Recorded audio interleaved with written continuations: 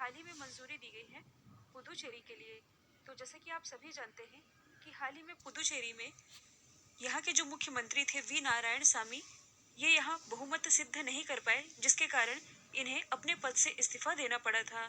और अभी किसी भी पार्टी के पास बहुमत ना होने के कारण यह राष्ट्रपति शासन लगा दिया गया है। अब यदि हम राष्ट्रपति शासन से रिलेटेड कुछ बेसिक फैक्ट डिस्कस करें तो आप सभी जानते हैं संविधान के भाग 18 में आर्टिकल 352 से लेकर के आर्टिकल 360 के बीच आपातकाल के बारे में बताया गया है। कुल कितने तरह के आपातकाल? तो 3 तरह के आपातकाल। ये कौन कौन से हैं? तो पहला है राष्ट्रीय आपातकाल, दूसरा है संवैधानिक आपातकाल या इसे आप कह सकते हैं राष्ट्रपति शासन। ये क्यों लगाया जाता है? तो संवैधानिक तंत्र की विफलता के कारण राष्ट्रपति शासन लगाया जाता है। और तीसरा है वित्तीय आपातकाल। राष्ट्रीय आपातकाल के बारे में बताया गया है आर्टिकल 352 में। संवैधानिक आपातकाल यानी कि राष्ट्रपति शासन के बारे में बताया गया है आर्टिकल 356 में, और वित्तीय आपातकाल के बारे में बताया गया है आर्टिकल 360 में। और यहाँ से आप ये याद रखेंगे कि अभी तक भारत में वित्तीय आपातकाल एक भी बार नहीं लगाया गया है, इसलिए इसे हम डिस्कस नहीं करेंगे।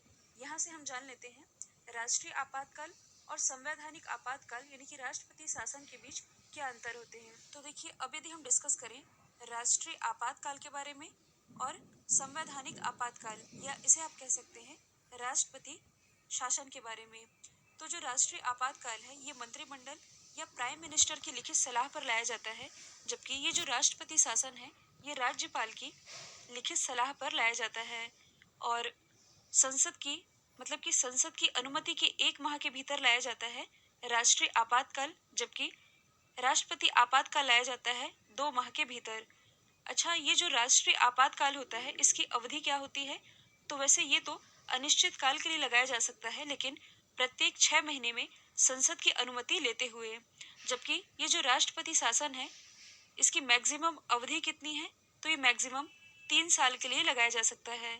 साथ ही जो राष्ट्रीय आपातकाल है ये प्रस्ताव लाने के लिए विशेष बहुमत की आवश्यकता होती है, जबकि जो राष्ट्रपति शासन होता है ये लाने के लिए सामान्य बहुमत की आवश्यकता होती है। तो दोनों में फर्क आप लोगों को क्लियर हो गया होगा।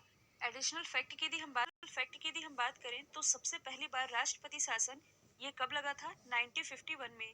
किस राज्य में लगा था? तो ये लगा था पंजाब में। और सबसे ज्यादा बार राष्ट्रपति शासन ये किस राज्य में लगा है? केरल में। और सबसे छोटा राष्ट्रपति शासन ये था 17 दिन का, जो कि लगाया गया था कर्नाटक में। तो ये भी आप याद रखेंगे। तो आप मैप में देख सकते हैं पुदुचेरी जो कि 3 राज्यों में